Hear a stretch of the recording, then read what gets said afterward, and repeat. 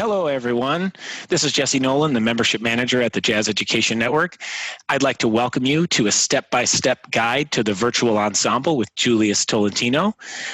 We are very pleased to have him with us here today. Julius not only is a saxophonist and composer, he's also a Gen board member and the director of jazz at Newark Academy.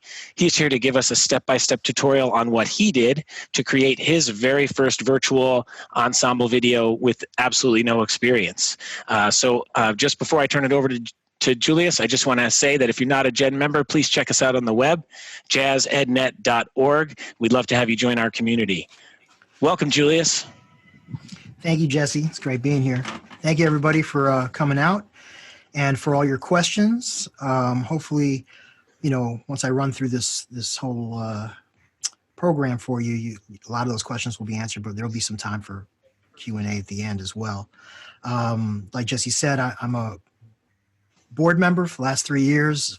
This organization it means a lot to me. It's an incredible group of people doing amazing things for jazz education. So please think about signing up with us and donating as well.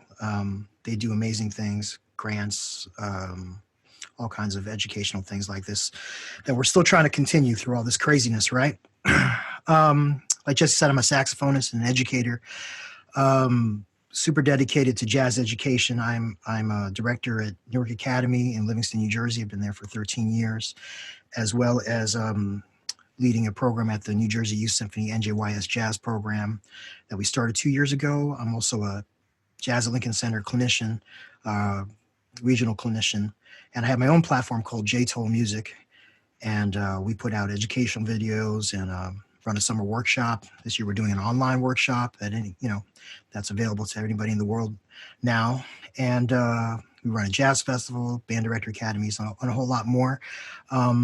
Jesse already sent out the information that I put together for everybody. You should have an outline of what we're going to do today,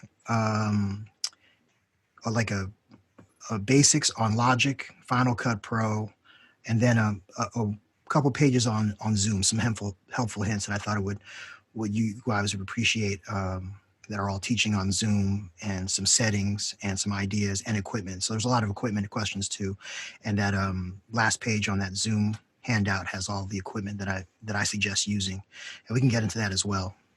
And I also have a little pamphlet on introducing JTOL Music and our summer program. So what exactly is a virtual project, and why make one of these? You know, I was familiar with these virtual projects as a professional saxophonist, getting called to do many different things. And basically what it is the ability to, play a part, listening to a guide track, and then somebody else on the post-production side puts all these musicians together, so it makes it look like they were all playing in the same room at the same time. So I've gotten a lot of questions like, how are you guys doing that? Are you guys playing together? Is there an app?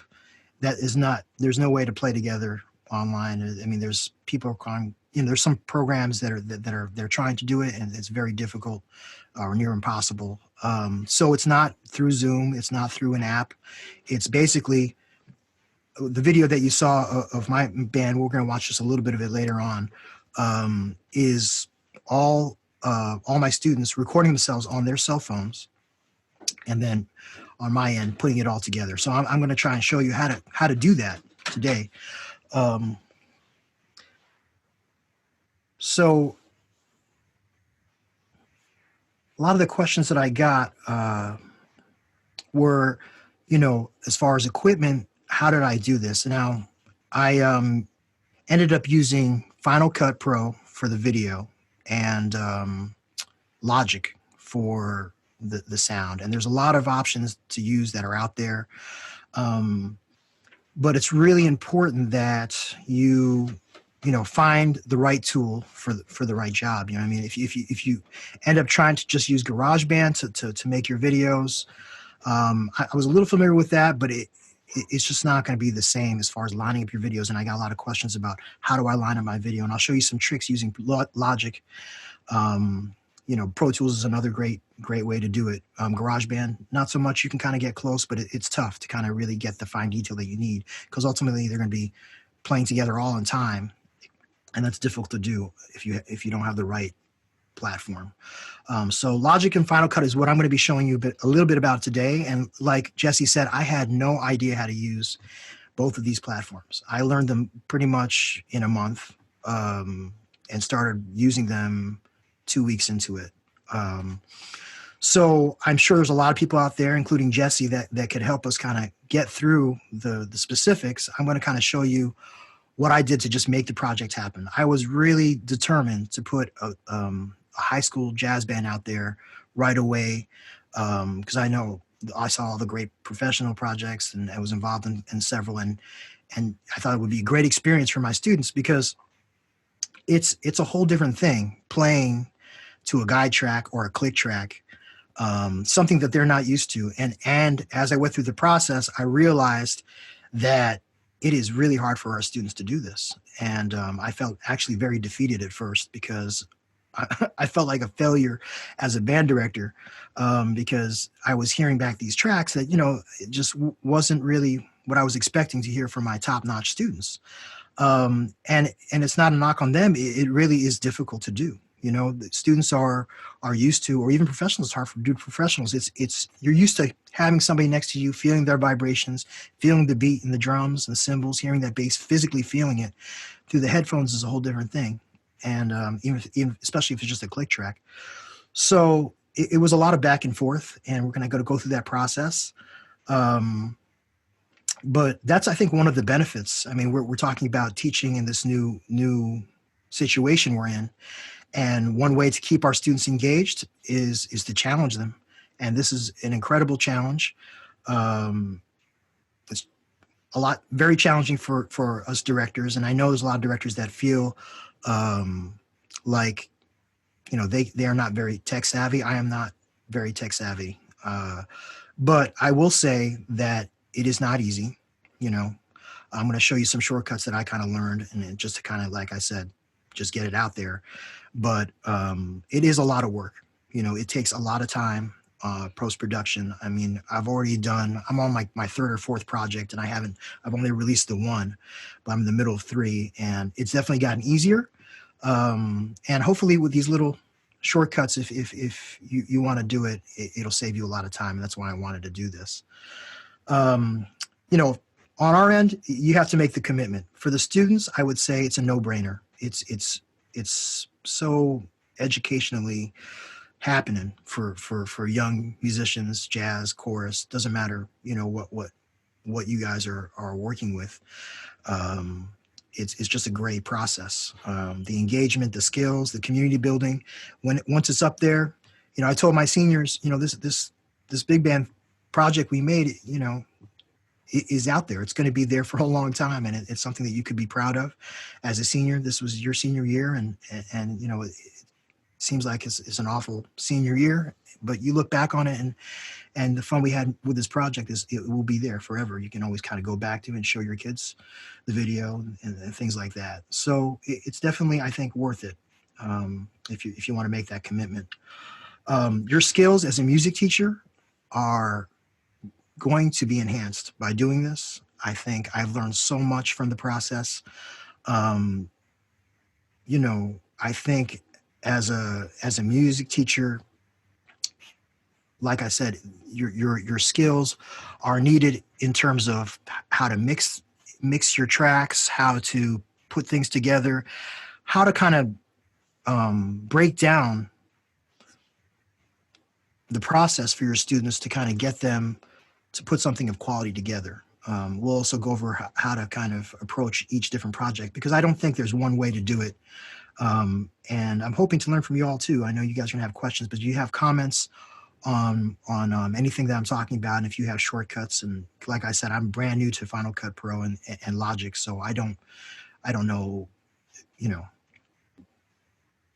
very much about the programs at all. I know what I did to kind of make it happen. So we're going to go to the PDF that you have is the outline. Okay, I'm just going to, using my virtual background, that's my band room there. My middle school principal went back to the school and took pictures of our classrooms. And I thought that was really cool for us to kind of have those as teachers in Newer Academy. And you can use your Zoom background, virtual backgrounds as little screens to display whatever you want to talk about, like kind of like a whiteboard. And so we're going to kind of delve into the outline that I gave you. Hey, Julius. Yes. Could you either turn your mic up or move it a little closer to you? Sure. Thanks. How's that? Is that a little better? I think so, yeah. Yeah, Great. is that better? Okay. Yep. Just let me know. All right. So first subject I have is decide on the piece that you're going to do with your group. If you really want to do this and you're trying to figure out what piece to do, I suggest a couple things. I feel you should do something short. I mean, I did a short piece, but I started off with a big band because that's really what I wanted to do. I didn't pick something brand new for the students because just teaching them a piece online is going to be, daunting in itself. Do something that they already know or really familiar with. I picked something that wasn't super familiar with the group, but I felt like all the repertoire we had done that we really know well, that featured all our amazing soloists, we had done so much and we're ready for festivals. And I just wanted to kind of do something that maybe, still needed some work, but they were familiar with. So that was, an educational, choice on my part to kind of pick something that was, didn't have a lot of soloists, but I knew something that would challenge them at the same time. It wasn't just gonna be like them kind of mailing it in. So that's the reason I picked This Can't Be Love, the Natalie Cole version. Remember, this is going to be foreign to them, so don't expect the same kind of execution and the playing level from your students. It might take a lot of going back and forth. So let them know that from the beginning, that you're going to be extra picky because you're not going to settle for something that's not really happening, especially if you have, a high school group. I'm doing a middle school project right now. That's not so much the case. All right. I have students submitting things that, sometimes you just have to pick the strongest players. And that's one of the nice things about Logic. You can kind of turn down some of those players that are not contributing, so well to the group. But also know when you're deciding on the project and the piece, more players means more editing. It takes a lot more work to do a combo or a quartet or a quintet than a big band or a symphony, orchestra or, a wind ensemble. That takes a lot more time, a lot more editing. All right, so number 2, create a guide track. Okay, I suggest, we're going to get to Logic after we kind of go through these points, but I suggest creating a click track or a guide track from the bottom up. Now, like I said, there's different ways to do it. I've done different ways myself. That project, I'm going to show you in a little bit. We actually started off by using the recording, and I put a count off at the beginning and the actual recording of Natalie Cole singing it, and I sent that out at first. It was a complete failure. Did not work. The students, I think it just wasn't as clear what was going on in their head just listening to the arrangement. I think it can work, but in this arrangement, it didn't necessarily work for us. So I kind of broke it down, and I had the bass player listen to a metronome marking that we decided we were going to do it at. So I'm going to show you that later. Kind of making your own click track with the musicians you have, especially if you have a strong rhythm section. It really helps. If you have a really strong drummer, maybe start with the drummer first. I've done that in several projects where I started with the drummer, listening to a click track or metronome basically, and counting themselves off, and then creating a click track, which I'll show you later on. Hey, Julius. Okay? Yes. So let me ask you a question about that click track, because 3 people have asked, so I'm going to jump in and ask you. Of course. And this is the age-old question, right? Yeah. Especially with jazz. Click. Right. All 4. 1 and 3, 2 and 4. What's your advice? Right. Well, with the click track, I like to have just the same click on all 4 beats. It depends on the tempo, obviously. If you're doing something really fast, you might want to do it in cut time. But I suggest not playing something too fast in this virtual project. It's going to be that's going to just add a whole nother dimension to it. But, the thing I did was medium swing, and I didn't even put an accent on beat 1 because you can put accents on different places. I don't know, because it just sounds so, I don't know, it sounds so fake to me. It's not like a hi-hat going on 2 and 4. I'd rather give them just a steady metronome, all 4 beats. And then, like I said, we're creating a click track with live players. So we have a bass and drums, and then that's your click track. You can even take the metronome out or lower it down, however you want to do it. But I think that's helpful to kind of do it. And I think it's also more educationally sound than just giving them like a really loud click track and just ding, ding, ding, ding, and playing along with that. It's just just a little hipper and a little more musical. All right. Great question. Keep them coming. So you create a guide track. Plan who starts to record in stages. All right. You should just decide after, making your guide track with, either bass and drums. I like to do bass and drums. And if it's a rhythm guitar, I'll add the rhythm guitar and I'll leave the piano out if it's a big band arrangement where they're kind of like filling in the gaps because you want them to react to the soloists harmonically. I mean, ideally, you can actually go back and have the drums record again and listen to soloists. You can have them create a guide track, just like kind of like Jamie Aebersold style, they're just playing time, and then have them record it again after hearing everything else that's in it. Once all your musicians, that's a great way to do it. So plan who you're going to record first in stages. I made sure that, I had the rhythm section set, and then I sent it to my lead players. First, I sent it that same track, the guide track of bass and drums and guitar, to all the players. And somebody asked a question about intonation, and it's really, it's hard for students to just play with a bass, drum, and guitar in headphones and really play in tune and slot their pitches if they're not really listening to another melody instrument playing their part, especially if they're playing inner harmonies. So I think it's really important to kind of send that guide track, that initial guide track, to just your lead players and have them record first, and then send that either just the lead alto player to the saxophones, or depending on the arrangement, like I said, it's different every time. If there's a lot of, unison, like shout chorus stuff, I had lead trumpet and lead saxophone. I left actually the lead trombone out first. Lead trumpet and lead alto for the arrangement that I did. And I sent that out to the rest of the sections. And then we added, and then we just added them in slowly. All right, so on bullet point 4 of the outline, I have directions, okay, to give to your student. And we all know you can make directions as clear as you want and as simple as you want.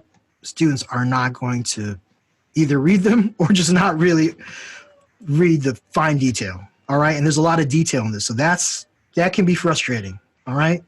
And I can't tell you how many times I've had to say the same thing, and it's no different being online and in the band room. But hey, that's the nature of the business. You're gonna have to repeat yourself. And but I mean, if you can make the directions as clear as you can in the beginning, that's gonna help a lot of going back and forth, which I actually had to do in the beginning because it was the first time I was doing it. Now I kind of have a set script that really helps, and I shared it with you guys. I'm gonna just read it. Dear students, here are the directions to submitting your video for our virtual project. You will need your cell phone, another device, laptop, to listen to the guide track, and headphones. Please hold your phone in landscape position, sideways, and make sure you are centered in the video. All right, I'm gonna stop right there because that's in the first 2 sentences. And I got recordings of students, off to the side, you can't see their instrument, you can't see them, the sound is not happening, there's light in the background. All those little things kind of matter when you're trying to make something visually pleasing. So, I also have some other tips. Also put your phone on airplane mode when recording. If you can count out loud with the count off. I didn't do that in the beginning, and it made it a little more difficult on my part trying to line everything up. I eventually did it. It wasn't too bad, but now that I've gone through the process, I actually have students count with the count off. 1, 2, 1, 2, 3, 4, and that'll help you line up, as you'll see later on when we go into Logic. Make sure you are well lit with no lights behind you in the video. All right, that's a key one that a lot of students, for some reason, did not understand. Record a little sample of yourself playing and listen back to the sound. If the sound is not right on your playing, is too loud for the phone, I suggest trying to play side profile, especially for brass players. Okay, trumpets, especially trumpets, you're playing right into the phone, it's going to get distorted. There are actually some apps that I've messed around with a little bit to kind of help that, but I didn't find something that really knocked me out, so I didn't put that in on my list. But you can experiment with certain apps on your phone to kind of help the sound. One's called Dolby, but I haven't had that much success with that. But listen back, have them listen back and be critical of your submission. It is not easy to record with just a guide track, so don't be discouraged. If I ask you to record it again with some helpful suggestions, okay, that happened a lot of times for my students. I made them do it several times. Please submit your video by blank and label it with your name and instrument. That is important. Having the name and instrument is going to save you some time. As far as if you want to put instrument first, you know, I know my players by section really well, so in the big band, so I wanted the name first and then the instrument. Don't try sending your video by the phone. That's something I learned too. They were trying to. I got so many emails. I can't send it, Mr. T. It's not working. It's not going through. You gotta have it in your laptop. Make it a Google Drive. It'll automatically make it a Google Drive if you're in Gmail. Instead, AirDrop it to your laptop and send it from a Gmail email address. This will send it as a Google Drive, and you can email me, or you can email me using Dropbox. So there's a lot of platforms that you can use to share big files. But I found, for me, Google Drive was great, very easy. So to gather all this information, there's a couple suggestions I make. You have to make a folder right away with the project name. And as these come in, you're putting them in the folder as videos, right? You're saving them with it. Check the name, make sure it's right. Put them in the folder, and then I suggest doing it right there where you can export that same video and just export the audio, and it will go automatically to that folder. So then in your folder, what's going to show up is the video, and it's going to have the same title, but with a different ending because it'll just be audio. All right, so then you have the audio and the video. This is going to save you time, especially with larger groups. I also highly suggest this. I learned this the hard way, that you put all these recordings and videos on a hard drive. And not on your laptop. You're going to be getting so many of these big files. You put on your laptop, it's going to happen to you what happened to me after doing 3 projects. My computer totally crashed. I lost everything in Logic. Luckily, my tech people over in Near Academy hooked me up and was able to retrieve everything. But it was definitely very stressful that to not have anything that I was working on for like weeks. So put it right on a hard drive and have somebody set it up so it automatically goes right away when you're putting it into your folder. All right, so that's gathering information. We're now going to go to the Logic portion. So basics for Logic. Hey, Julius. Yes. Before we jump ahead, I just want to ask a couple clarifying questions because some people have some really good ones. So one of the things that's come up about making cell phone videos is that some phones have a selfie mode.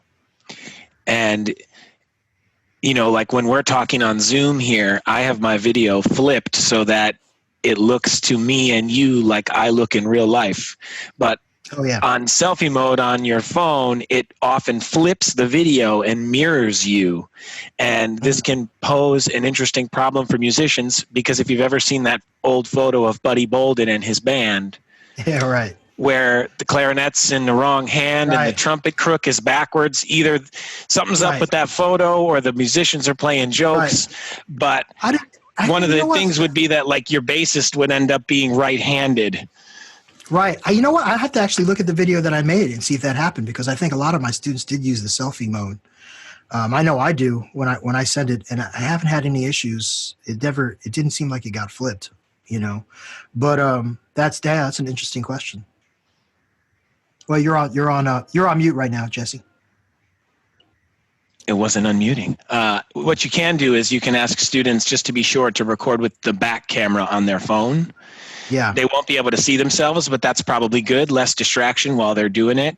The other thing too is that on many phones, this camera is a much better quality camera. It's my phone's an XR, so it's a double lens. The new ones have triple, but this camera is a lesser quality camera than the back camera. So this is full quality video.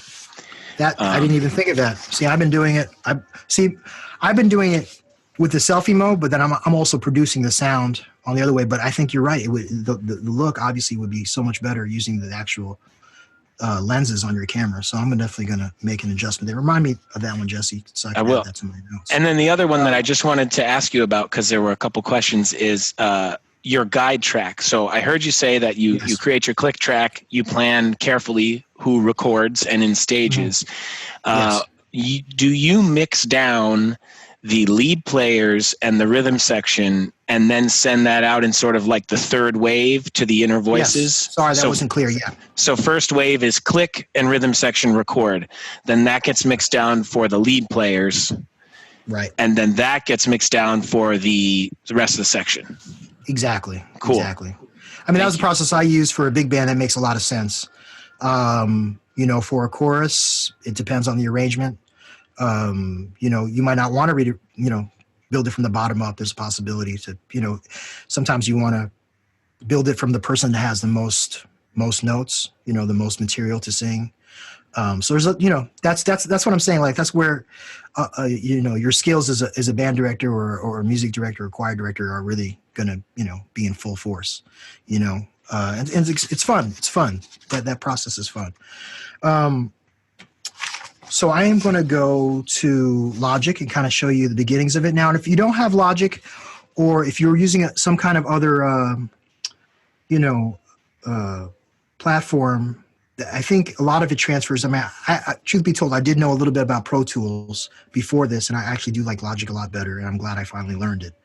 But it was different enough where I definitely had some confusion, a lot of confusion, and I had one of the things I said is definitely reach out to people that know about this. Okay, instead of sitting there for an hour and looking up a tutorial, that's not going to do you any good when you have the pressure of trying to get this out at a certain time. So I think, is that good, Jesse? You guys can see that? Yes, we can. Okay, so this is Logic.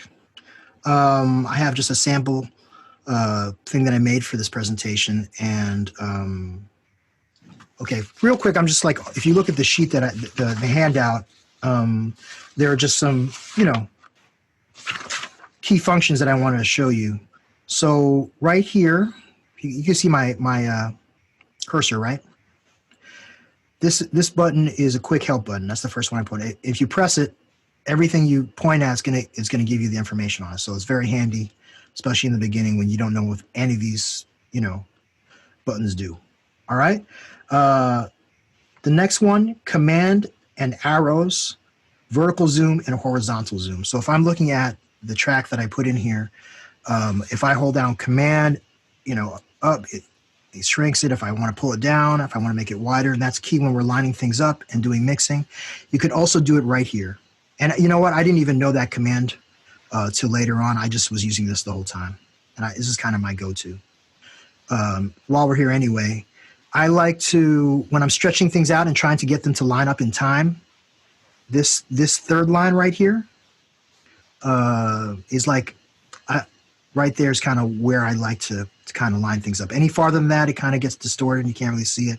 If you don't go small enough, you might not be accurate enough. And that's what I mean by using the right tools. Logic's incredible that way, and Pro Tools, where you can really stretch out. And that's the biggest difference between something like this and GarageBand, where you're not going to really get the fine detail that you need. Okay, so that's vertical zoom, horizontal zoom. Add a track, copy track, these two buttons, just to add tracks here. If I were to do this, I'm going to add an audio track. There's a lot of different options here. I don't use any of them except for the audio, really. Maybe once I've used the MIDI, but like I said, I'm brand new to this, and I'm pretty much doing mostly acoustic kind of things. So those other options I don't use. All right, this is a great option that I kind of discovered on my own, is this right here, that this Pro Tools does not have this, where when I press my mouse, all right, it's going to do this function, which is the pointer tool. Okay, there's a lot of functions here. All I know to use is the pointer tool and the scissor tool. So I put that here, and then I put I put the scissor tool on this end. And when I press Command, my cursor, now when I press the mouse, it's the scissor. Okay, Command Z, which I'm going to do now, brings you back. Okay, you can also split regions by going Command T, and it will do it wherever this line is. So if I put the line here and I push Command T, that's where it's going to split it. Okay, and if it's highlighted, that's the piece what we're working with. So if I want to delete this, it's gone. Just pressing delete. Okay. Split regions, Command Z, undo. Just those couple options is kind of what I use to kind of get through my project. Hey, Julius, Okay? go ahead and click that menu. The tool. Say again? Go ahead and click on that pointer tool menu. This one? Yeah. Yeah. Do you see, now unclick it. Okay. Now hit T on your keyboard. T. See, hold it down. See the letters next to the commands? E, T, I, G. If you hit T-I. T-I. Oh. No. Now your scissors. Hit T-A. Now you be fade. Oh, wow. Fun. That is fun. I see. How did you get those letters to come up again? Just holding it down. You hold T, and then the letter to the right of the command there is the shortcut key. So you can go like T-I, which is scissors, T-A, which is fade, and it becomes very quick. See? I'll also recommend one other thing. Yes. Can you see this? Yeah, keyboard. This is an editing keyboard for Logic. What? They also make slip covers for your current keyboard that would fit right over this or over your laptop. The slip covers are rubber and they're cheap. This keyboard is $100. When I started using Logic a few years ago, it has all the shortcuts printed on the keys, and I learned this software super fast just by looking down. It's pretty handy. Jesse, where were you a month ago, dude? That's killing. Yeah, there's some handy things out there, and like I said, they make a cheap like $15 like overlay for your laptop that has the same. Very hip. So. Yeah, I'm totally getting that. I'm totally geeking out on this stuff. All right, I'm going to show you putting a track in. All right, we're going to actually kind of go through the process a little bit just to kind of create a guide track, show you some tricks that I use. So I'm going to go to my Finder. I'm going to go to the folder that I have listed as Gen Webinar. Okay. You guys can see that or no? You can't, right? I think I have to share my desktop. We can see where you are in Logic. In Logic, okay. I'm sorry. I'm going to stop share. Sorry.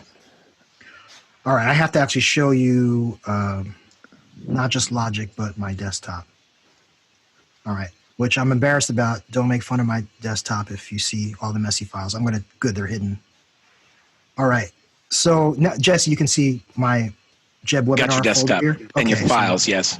And files. Okay, so I'm going to go to my Gen Webinar folder. All right, in that video, there's a video here. Okay, I'm going to click this video. I didn't, this is a senior drummer of mine, outstanding drummer that he sent me a video for this. And what I'm going to do, it's already in the folder, but I'm going to show you I'm going to export as audio only. Okay, so that file should go to the folder. I'm actually going to relabel it as Stephen drums. Okay. And just to clarify for everyone out there, Julius is just using QuickTime, which is the native video player on every single Mac. Yes. This was a big question that was asked about separating the audio from the video. Oh, okay. All right. For some reason, it didn't go right to my, it went to this one. I think that's why. Okay. Well, it doesn't matter. So here's my MP4, okay, of the piece that I just exported from the video. So I'm going to take that, and there's two ways to bring music to Logic here. I just like to kind of go from the folder. If I have a bunch of tracks, I'm just going to take them and kind of build them up and just drag them right to the spot. And then I'll label it. This one I'll just put drums. Okay? And I saved this track for a count off, which I'll show you how to do in a little bit. All right? So right now I have the bass already in here. So we're going to listen to that real quick. All right. So now the bass, like I said, I sent him a metronome marking, and he just recorded the whole arrangement playing with the metronome. Okay? So we had solid time. Now we have this this drum part that we have to line up with the bass to make as a guide track for the students. This arrangement was really great in that there was a lot of breaks and hits. I'll play it for you in a little bit, but this is the beginning. But I've been doing this, I haven't been doing it too long, but I can see the arrangement, with these waves. So these are the breaks, and I'm going to try and line it up. Now, if you have a clear count off, that helps, okay? So I like to kind of put my cursor right here, right at the beginning of the top, and then line up the bottom one with it, okay? And see how it might not go exactly where I want to go. That's why I said use this stretch thing and go right to that second to last option, and then we can get really close. I got pretty close right from the beginning, but I'm going to put this here just so I can use my eye. And sometimes, because of the frequencies of the different instruments, just because you line it up perfectly by eye doesn't mean that it's going to sound right. So this is where your musicianship comes in handy. Obviously, you got to kind of listen and make sure it's locked in. Okay? Seems like he plays a little pickup here. Let's listen to it.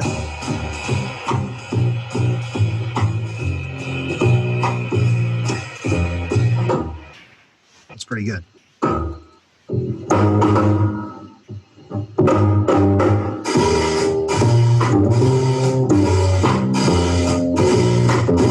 All right, so I got it right off the first shot. It's not going to take you, you're always not going to get in the first shot. I've done this already, and that one was pretty clear, right?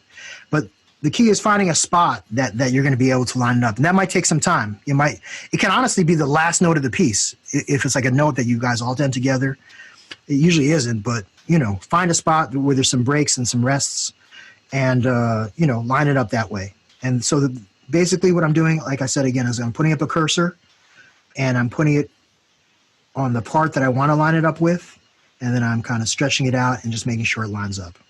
Okay? Another way to do it too, obviously, right here is an option. I have the metronome marking here, 152.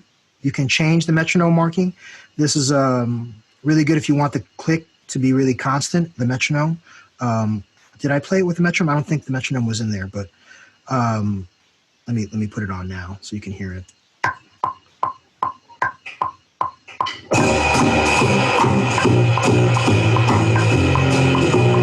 All right, so at some point it doesn't line up. That's why I kind of took it out. But I have them playing together, and it does line up. So that's what I'm going with. Okay, so right now I have bass and drums. That's going to be my guide track. All right, so what I will do, I like to make the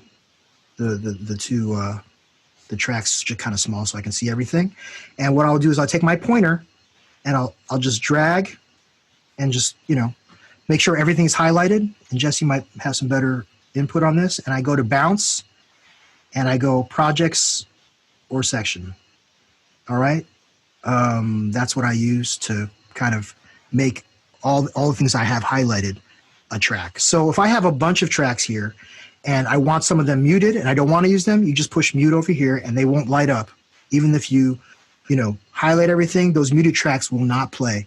If you have this off, the metronome off, it will not play in your bounced track, okay? In your new MP3 that you're making for your students. All right? So I bounce it and then put it in the folder, and I email that to the students. Yeah, there is another way to bounce. So what you could do is there's a feature in Logic called the cycle. Have you used the cycle region? Don't think so. Hit C on your keyboard. C? See that little yellow thing that just came up? Yeah. So drag that to be the full length of the region you want to export. Okay. So let's say you would make it the full length of your project. Okay, yeah. This is a way that you can also control exactly how long the export is. Sometimes people export Logic files and there's a bunch of silence on the end. Right. So yeah, just drag that there and drag the left side of it all the way to the beginning. Yeah, so let's say that's your whole thing, right? Now go ahead and unsolo everything. Just click the yellow S. Yep. And so what I do is I mute everything I don't want. I leave everything else regular. I don't solo it. I just leave so let's say you wanted to mute your count off. Go ahead and mute that track. Okay. Now hit X on your keyboard, which brings up your mixer. Yeah. Okay, right. And then down at the very bottom of your stereo out track, you got your bounce button. See it down there right underneath? Yeah. Yep, go ahead and click bounce. You get this window, and you'll notice that you get your, you can export things here. And then do you see where it says start, end? Yeah. That is linked to your cycle region. Ah, that's awesome. You just hit me to something that I need to do actually tonight, because I have to create a click track for a classical quintet, and I wanted to figure out how to do that with just the metronome and nothing else. Yeah, so just mute. Yeah, just mute everything. That's awesome. All right. See, I knew it. I'd be learning a whole bunch of stuff today. So yeah, I would put it in, I guess, this one, since it's up. It only takes a couple seconds, depending on how much information is there, for it to bounce. I remember when I first started doing this a couple years ago with Pro Tools, it would be like real time. It would take forever to bounce a track. So yeah, it's there. Then I can send it to students. A couple of potholes, and I'm sure Jesse can kind of help us through this too. And helpful hints. I like to have lists, like printed out lists of. I'm going to come out of this. Printed out lists of my students, especially if I'm working with a large group, like my middle school orchestra is like 70 kids. So I have a list of, their names and instruments by section, and I'll cross off, okay, this kid handed it in. And then I'll put a check mark next to their name if I already uploaded it into Final Cut Pro, and just keep lots of check marks, because there's a lot of processes that you have to kind of go through. So having a printed out list of your groups really helps. Have them count off with a guide track. We already talked about that. Sample rates. Now, when I first started doing it, I downloaded, kids are sending different, footage from different phones. I got one, and I exported the sound, and I put it in Logic, and it was super fast, and it sounded like, helium, like they were sucking in helium. It was like, I was like, what is going on? I was freaking out. Instead of like trying to figure it out myself, because I knew it was the sample rate, I just didn't know how to fix it. So I, called up a good friend of mine named Jason Anderson, and, did a little Zoom lesson in 2 minutes. Would have taken me like maybe half an hour to figure out on my own. He just kind of pointed me in the right direction. All right. So sample rates, if you go, you can change them in the browser button in the top right-hand corner. I'm going to go back just to show you that on Logic real quick, because that's a key one, and I want that in the video when you guys go back. So this button right here, top right-hand corner, it's like kind of a library of all the things that are in this project, or all my projects, like the most recent ones. So all you have to do is click the track you're working with, go to audio file, all right, and then you can copy convert file right there, okay? And then when you hit that, you're going to want to make it AIFF, and that will give you these options. If these options aren't clicked, you have to do that, I remember. And then, whatever everything else is, 44.1 is what all my other tracks are. So that's how I would do it. Okay, and then I would save it. All right, it's already there, so I'm not going to do that. But that is that's going to help. If you don't know what's going on with the sound, it's the sample rate. I showed you how to try to line up the lines, find an ideal spot where it could be anywhere in the arrangement, not just the beginning or the count off. Use your ears, obviously.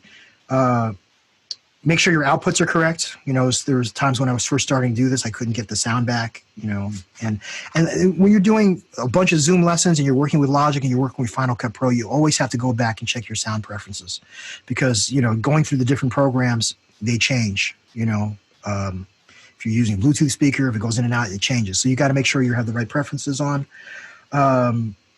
Getting your tracks at the same volume. Now, what would happen sometimes is I would have, I told the students to kind of err on the side of, not having it too loud, because we don't want the distortion, because you can't fix that in the long run. I don't know why I stopped sharing. But if you have a track, like my drummer originally was too soft in the mix. And so what I did was, I'm taking away this, I just went to these, what are these called? The special effects here, the audio effects. And I would go to Expander, which you can also find in Dynamics. You know, it's kind of self-explanatory. I said, oh, Dynamics, I need something to be louder. So I went, and I didn't know what any of these meant, but I said Expander, okay, that looks like that will do what I want to do. So then I would do that. And then this gain right here, I would just turn the gain up on the track, and all of a sudden it was a lot louder. And I just gave myself some wiggle room in comparison to this. And, you know, that's how I get a lot of the tracks that are too soft to kind of come up. And that's, you're going to need that at some point. All right, so we touched on that. Make sure the master track is not too loud. You're going to see this here, the stereo out. Once you bounce it, and you'll see if it goes in the red, that means it's too loud, and you're going to have to bring this down or just turn your whole mix down. And that's kind of an art in itself. You got to, you kind of have to go through the whole process. I'm going to pull up, just so you see another project I'm working on. I have to kind of come out and come back in because it will kick me out anyway. I'm going to pull up something I'm doing with NJYS Jazz. Another cool aspect of this project, you know, I don't know if any of my students are on watching this. I want to surprise them. But we're doing this piece called French Connection. It's pretty challenging in 7/4, a lot of time signature changes. And the students have been working hard, you know, getting their submissions in. I'm still kind of getting it together. This is not even close to being mixed. But there's a solo section. And I said, man, it'd be great to have a guest soloist. So I reached out to our Gen president, Mr. Sean Jones, great trumpeter, I'm sure you all know of. And he's going to be a guest artist on this track. So I'm going to surprise the students. They have no idea that they're going to be playing with Sean Jones virtually, which is pretty cool that you can do that.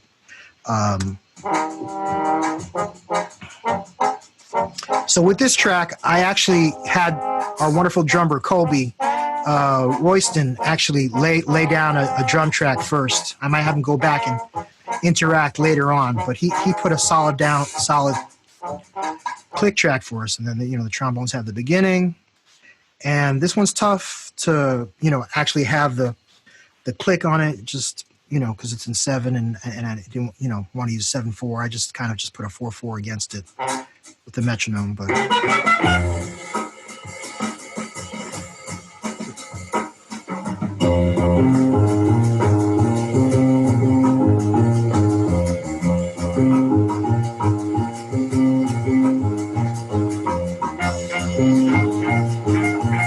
All right, so a lot of rhythmic, very different than playing a swing chart, very straight eighth, very metronomic. So my approach to this tune was different than the other ones that I've done, just because of the piece. You can hear the drums are a little down in the mix because I really wanted them to hear that bass line and the piano playing that line, because it just helps them hear the 7, the beginning of the 7. So that's, you know, that's where I'm showing you that kind of musicianship really helps you kind of figure things out.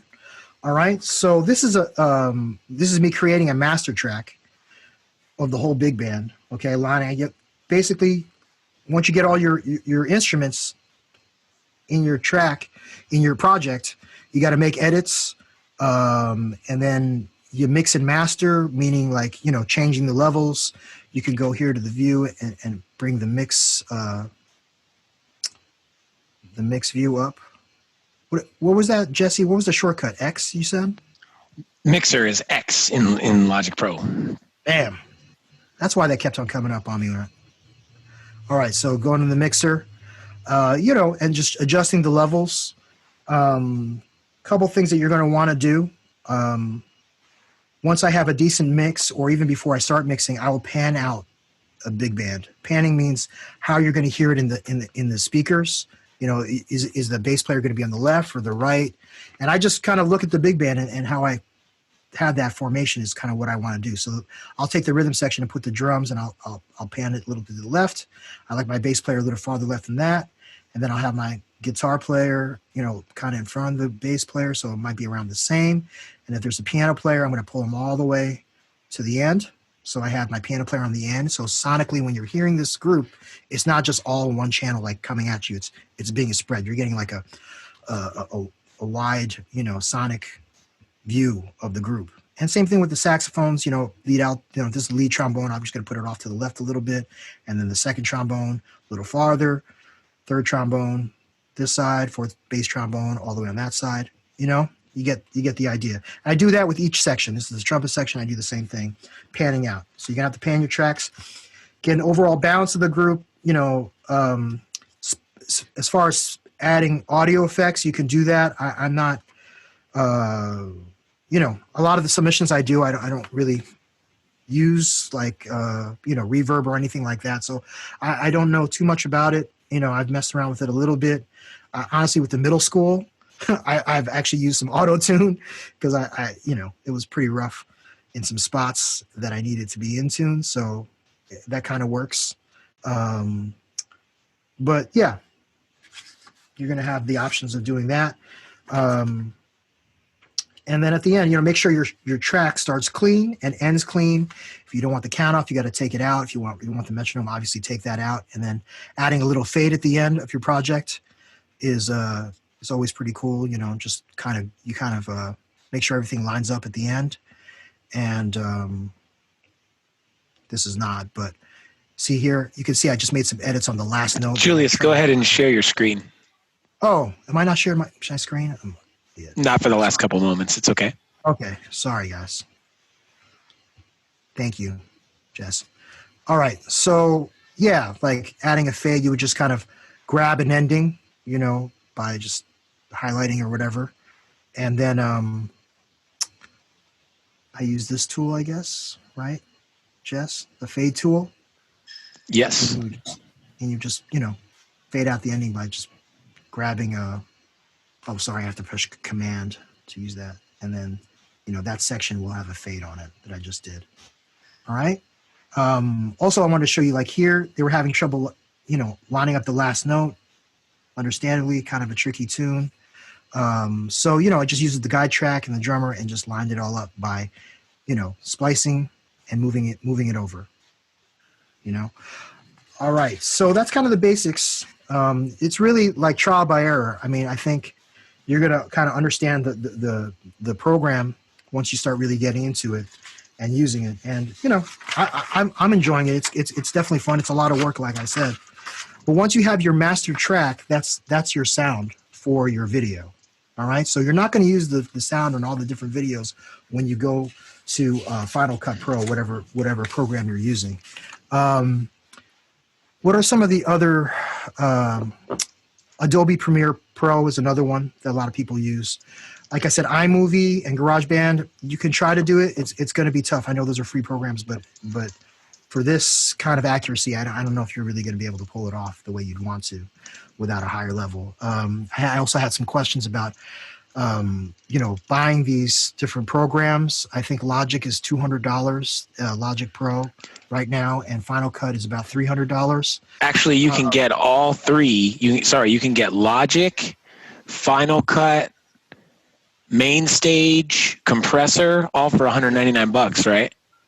Oh, yeah, that's news to me. Yeah, I pasted a link in the chat. You can get Apple apps for education right now. You can get everything that Julius is using for $200, plus a few other applications that you might find useful when you go back to making music with your students.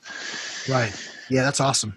Yeah, I didn't even know because I didn't even do the research. Nerd Academy kind of spoiled over there. They kind of just got all the programs, and it was like there was a whole bunch of other Apple products that they got. These are the only two I'm using right now. Because it was a package, like Jesse was saying. But that's great. $200 for both of those. That's awesome. So I'm going to go to Final Cut Pro now. Actually, you know what I'm going to do? I'm just going to play a little bit of the video. I meant to do that earlier of the project. I'm sure many of you have probably seen it. Let me see if I can find it. Here we go. All right. So like I said, my goal was to really try to get something out there as soon as possible. I grinded this out. I was on the computer all day trying to figure this out, and I got it out within like less than a month, 3 weeks maybe, of going back and forth with the students, going to video, learning these programs, and for the first time. And yeah, this is what we came up with. I'm not going to play the whole thing, but I'm super proud of them, and I'm really happy with what came of it and the response. Hello, everybody. This is our first attempt at a virtual big band with Chameleon. This is Rodgers and Hart's This Can't Be Love. A 1, 2, 3, 4.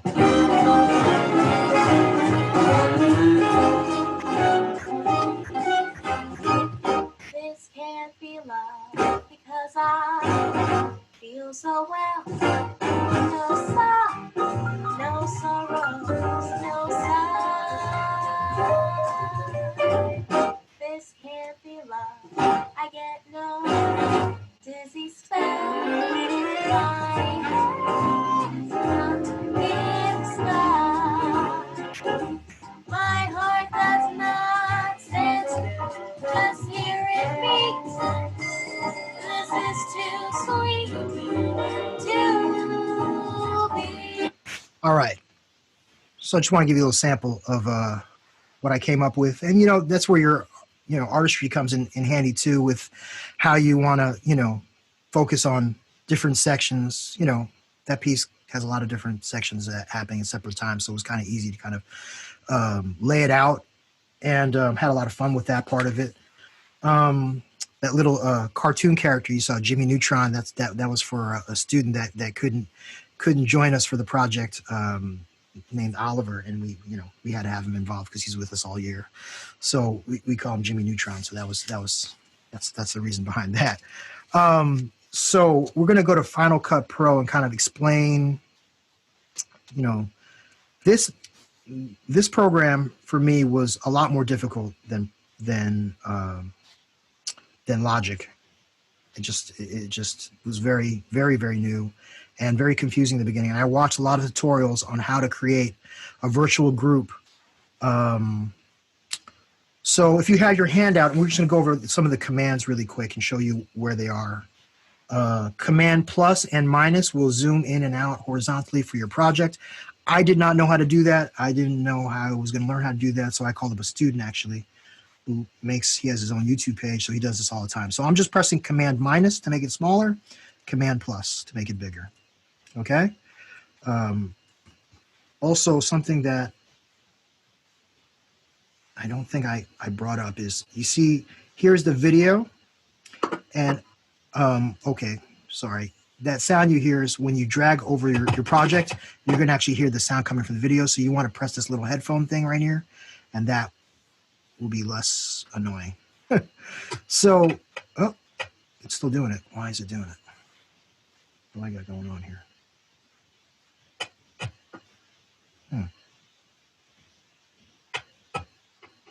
Yeah, I'm not sure why it's still doing it, but I'm not gonna deal with that. But I do want to show you that this, for every video, you have audio under it, okay?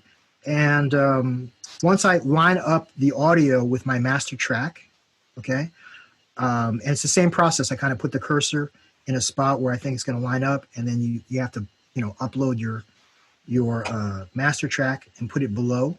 We'll do that in a little bit, and then just this line right here kind of allows you to kind of take away the audio. Okay. What else do we have? Inspector view. This button right here you're going to need later on when you're moving around your videos. This is going to show you this menu right here. Oops, sorry. Here we go. So transform, crop are the two key things that you're going to need. These two, transform and crop, and it disappears on you. You just got to show it. And then I'll show you later how to do this, but you want to press these little icons here to kind of use them. Okay, so we'll get to that in a minute. Those buttons are basically kind of what I, was basically what I used to kind of piece things together. Now, I like to explain this like we have all these different videos that are going to be eventually layered on top of each other. So we have only 2 right now, but we're going to put a bunch on top of each other. And you're only going to see the top video here, okay? I like to think of it as a deck of cards, you know, and we're only seeing the top card, all right? But ultimately what you're going to do is you're going to select all your videos by clicking the videos and pressing Shift. All right, see how I have all my footage now is all yellow highlighted there. All right, once I have them all highlighted, I go to this, the inspector view here. I'm sorry, I'm trying to get this out of my way. All right, and I'm going to go to transform, and this button right here, scale. You know, you can do it manually and hand in the numbers, but I'm just going to shrink all my footage. So if I had like 20 videos, they'd still, only the top one would still show, and now I have them all the same size. Okay, and this is how kind of you create your box. And then, so now you take it like a fan of cards and you put them wherever you want. All right, and then individually the boxes, you can, you know, click on one video, which I'm going to do now. I'm just going to click on the Stephen one here, right, and go to transform and just make, you know, adjust that one. So I might want to center him, so I'll make it a little bigger, and then I'll go to crop, and then I'll create my box by kind of making it smaller here. Okay. So those two options here with transform and crop is basically how you're going to get your students centered in your boxes. I got some questions with that, and how to position your boxes. Now, watching some of the tutorials, there's definitely easier ways to kind of create these boxes and kind of figuring out the exact size of the boxes. If you have like 9 players, you can kind of do the math and figure it out that way. I kind of just eyeballed it to about 40%, you know, for the size I wanted at the time, and just put the boxes wherever I wanted. And they weren't perfect. They weren't all the same size. It didn't look super clean, but you know, it probably takes a lot of time to kind of do each individual box like that. But that's what I did to kind of make it happen. Like I said, more boxes you have, the more work it's going to be. But like I said, there's also plugins that you can kind of use to make that job easier. I had just gotten a very kind of pricey plugin. I think it is here, Split Screen Pro, and I would like drag that and put it over the video, and then it would give me options, you know. I've talked to some other video guys that actually kind of create their own templates, and that's pretty high level stuff. Those are like kind of the old school guys that really know what they're doing with it. But you know, that's basically how you create these little boxes. A couple of tips. Once you really like, now I've done it a couple times, I kind of know to take the footage out of all the videos that I'm going to put down first. Oh, I should also mention that it's like with all the different cards, the first video you put down is like a magnet, and all the other cards kind of gravitate towards the magnet. So whatever you splice or take out, whatever's on top is going to go down and fall in place, like kind of like Tetris, you know, when you make all the cuts. I'll try and show you a little bit of that later. So I suggest finding the longest part of the video, you know, whoever has the most video in front of the count off, use that one first, just so you have some wiggle room at the beginning of the video, and you put that at the bottom, and that's your magnet. All right. And then you're going to stack all your cards on top of that.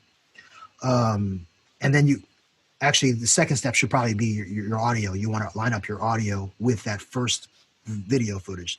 So the first step is putting in the long video footage, the longest track that happens before the count off. Put that in first at the bottom, and then you add the master track that you made in Logic, and then you just put all your videos, you know, on top of each other.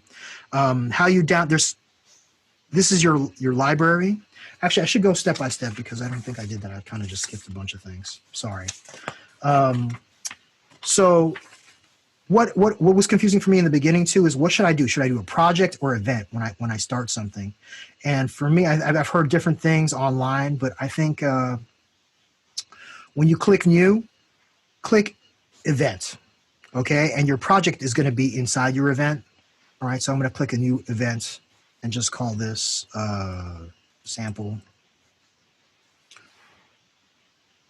All right, so I have a new event here, and I'm still showing the old stuff that I had up. So I'm going to go here. This is where my event is. I'm clicking sample. Nothing is in this project yet. Okay, it's automatically you have this as your project for sample right now. So whatever you create an event, the first thing there will be an untitled project, and you want to put, and this below it is kind of like your library. So whatever footage you want to use, you pull into this, and there's two ways to pull it in. You can go to your folder and then drag and put all your footage here, or you can also, there's another way to do it. Oh, this button right here. Okay, you click this button, and this is the import button, and whatever folder I'm in, this is the greatest show. I'm doing this with the middle school. I'll pull that in, and you can push shift and bring in a bunch of footage all at the same time. Okay, so I'm just going to take the first 4, import.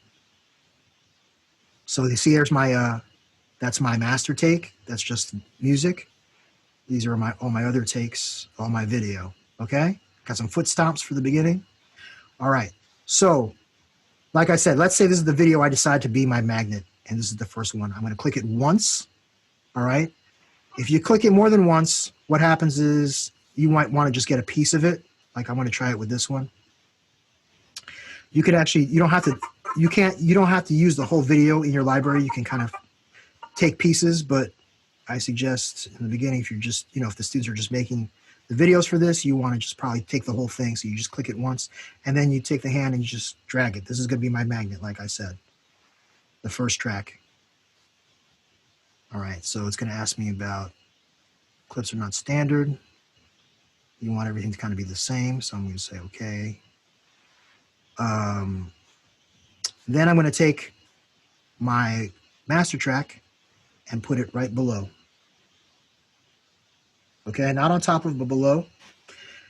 And then, just like I did before, it doesn't get as detailed as Logic, but you can make the waves bigger so you can see them.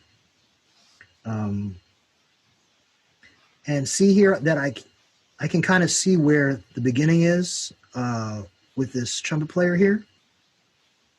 See those two hits are the stomps at the beginning, and I can't move this any farther in. So I have 2 options. I can like blade it, which is Command B, and it will kind of splice. Sorry, it's not in the right spot. So wherever I have the cursor, if I push Command B, then it gets cut. Okay, that's one way to do it. And I erase that, and then now I have room to pull this over and line it up. Okay, that's how I would line up my video. I would have to go Command plus to kind of make it big and see a little bit better, and the same process we did before.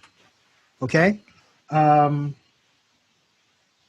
talked about transform, and I talked about, all right, as you can see, I'm kind of moving about here. It's just I'm not as familiar with that process, but maybe we start some questions with Final Cut Pro if there are any, and if I can answer them, maybe Jesse and I can kind of do that. But cool. You want to take some questions? Yeah, I mean that's the basic process as far as like creating a video after it all said and done. I can maybe I'll show them before we take questions, or maybe Jesse, you have some that you're looking at, and I'll bring up. I will show, hopefully it's still in here, my finished project and see what it looked like. I don't know if I erased everything. Yes, here it is. All right, no, it's not there. I'm sorry, I can't show you that. All right, so yeah, we'll take questions. Cool. Yeah, there was one suggestion that came over on the Facebook live chat, and in my experience in doing, I've done a couple of these now as well. A helpful hint is in your instructions to your musicians, give them like give them at least 2 bars of click track up front, and you can ask them on their video to clap along to the second 4, or maybe if they're a drummer, they click along, or if they're a guitarist, maybe they give, if they have to play right on beat 1, you know, they're not going to clap at their pick and then play the guitar, but they could give like 4 scratches or 4 staccato notes on the piano or on the bass. And if everybody does that, then you can line your tracks up, or at least get them close right at the beginning with those first 4 clicks. Yeah. You know, and the other thing is that, you know, there's a lot of these videos going around out there, and you know, I think a lot of students and teachers, people are making them because they miss the community aspect of making music together. And it's great to see yourself, even if it is on a screen, making music with the bass player. I'm a drummer who you know, used to stand a few feet from you and whose energy you could feel coming off the instrument, you know. With that said, of course, there are directors and people out there who you know, are very good with this software. I'd imagine that there are even directors who have students who are very good with this software. So another suggestion is, you know, if you have a student who's capable of or more capable than you of doing some of this post-production, you may find that a student knows Logic or another piece of software well enough to line your audio files up or do some of this work. The other thing too is that obviously a lot of editing is possible inside of these programs. And I think, you know, this is me as a music educator talking, but I think that the emphasis should be on that community aspect, the fun part, the part where, you know, even if it is a little foreign, we are actually, in this case, teaching a skill to students.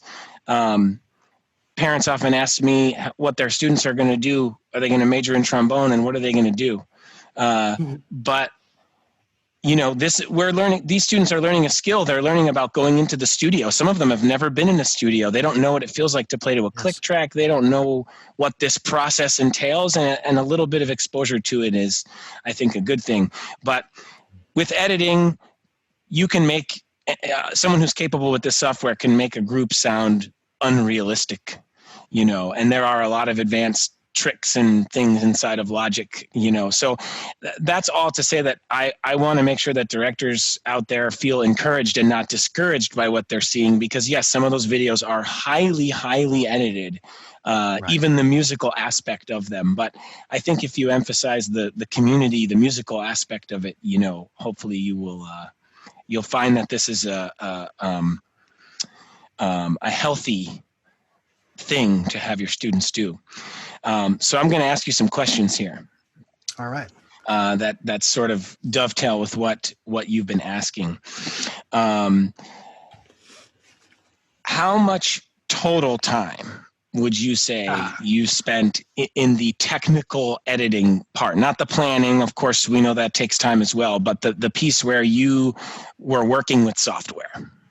Yeah, several people have asked me that. I wish I had timed it out, but it felt like once I got all the information I needed from the students and putting it and going through the process, I was literally grinding it out. It felt like easily 4 or 5 hours, solid week, you know, probably 2 weeks, you know, probably just Logic and then Final Cut Pro. But like I said, now I'm doing it. I've done it once, and there was a lot of pitfalls, and that's why we're doing this. So maybe you won't have to do that, go through those pitfalls as much as I did. So I'm doing it now, and it's definitely, it's going a lot quicker. So it's hard to say. I mean, I just got an estimation because I'm running a summer camp, and it's going to be virtual, and we're going to have a lot of this happening. We're going to do every combo is going to submit two combo tunes, and you know, we'll have like 8 combos submitting 2 videos, and then 2 big bands each submitting 3 videos. So obviously I have to outsource that, and the crews that have been, you know, I've been talking about putting this together, they say like a 5-minute video can be, from, depending on the size of the group, 4 to 8 hours. And those are people that really know what they're doing. So from that perspective, you know, you did this with your big band. Did you feel like that number of, pieces in terms of the amount of material you were left to edit and mix down and everything was about the most you'd want to do. We have some questions about, how large of an ensemble is feasible. There are some directors out there who are working with concert bands. What would be your recommendations? Would you recommend trying to do some chamber music, splitting the concert band up into, to chamber ensembles to accomplish something like this? I do think a big band, about 20, 23 students is a lot to handle if you've never done it before. Anything bigger than that, like I'm doing like the 70 piece in its middle school, it's super time. It's consuming. So I don't know, like a full symphony orchestra, we're doing that at NJYS, but we're having professional do it. That's also an option too. You can collect the data, and if you want to email me, and I can kind of email you some of the services, and the price is what it is. It's not, I wouldn't say it's like astronomical, but it's maybe worth looking into if you still want to do a virtual project and do something on a bigger scale and not have to put all the editing yourself. That's a possibility, but I suggest starting small, breaking up into chamber groups or quartets and quintets. And so you can also kind of learn the lay of the land. And then if you're feeling like, oh, I can do this with the big band, then go ahead and do it with the big band. What would be your recommendations for repertoire selection in this case? Yeah. I would definitely say nothing too fast where the students are going to struggle, like playing just in time together, nothing too slow. Something that's, kind of rhythmic. That's why I chose what I chose. There's a lot of stops, like it just allowed us to play tight. It wasn't too challenging, range wise. The tempo was medium swing. So definitely tempo, I would consider tempo. And just overall difficulty. If you're struggling to kind of get it together in the band room or in the choir room, might not be a good place to kind of do it virtually. Do something that the students will be able to execute, and because it's going to be harder for them, without a doubt, it's going to be harder for them. Mm-hmm. And on that same note, did you have any of the students? Did they all use just their phones, or, there are some solutions readily available where you can use an external microphone. Some microphones even come with an adapter, that plugs directly into the phone. Right. I have several students who are kind of savvy, having their own studios at home. And that's one of the reasons I picked the drummer that I had, because he has a home studio. So he was able to give me a pretty good drum sound. That was the one I was most concerned with as far as tones. My saxophone player also got a really nice USB mic that worked great. I teach him with that, and it sounds really good. I actually put that in the list that you guys have with the Zoom equipment.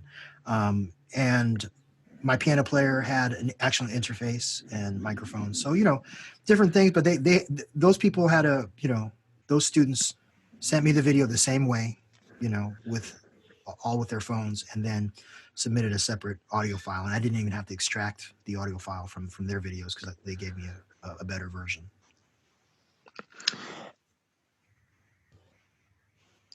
All right. So it looks like we are running out of time. Julius, is there anything else that you feel you want to point out? Anything we didn't cover? Yeah, we didn't get to the Zoom lesson setup and equipment thing. And I know there's a lot of questions out there. I urge you, if you're using Zoom, to two things. If you're teaching online in general, I suggest getting a pretty cheap Bluetooth speaker. You can get, fancier, obviously it's going to sound better, but just that, and getting an Ethernet cable and an adapter for your computer when you're dealing with online lessons. That's going to make a world of a difference. You've been saying, I've been changing my green screen, my virtual background using Zoom, and it's super clear. If you don't have a green screen, I have actually a green screen behind me, and it's not the nicest green screen. I'll show you. Kind of log off with sorry. Oops, using the wrong hand here. Let me show you. None. All right, so that's me without a green screen. I mean, without the virtual background. You can see it's not the best green screen. Maybe there's even a corner here It's not perfectly flat, but if you just, purchase one, I talked to Jesse, he's going to get one. And I can do all kind of fun games. Sometimes I'll come to class as Angry Bird, and I got an Angry Bird background. Advertisement for J-Toll music, silly things like that. But I like having the band room because it looks kind of real. So a green screen, that's another addition to the Zoom lessons. And if you, there